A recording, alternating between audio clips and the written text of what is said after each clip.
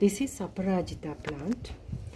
Well, we all love to see the Aparajita plant flowers, but this plant is well grown, as you can see, and it is in 8 hours sunlight, especially the morning sunlight.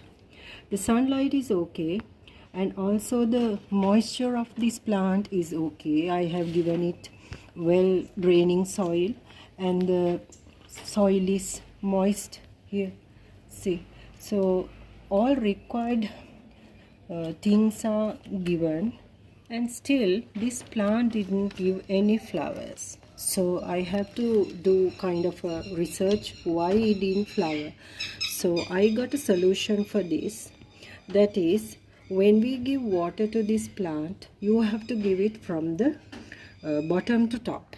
Even the leaves would like to have the balance of moist. So that is like in this plant. When I give water to this plant, I only do the roots.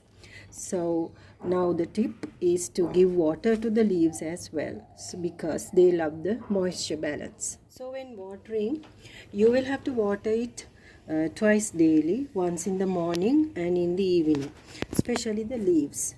Keep the water level, don't overdo the root, but the moisture level of the leaves should be balanced. So watering from this bottom to top.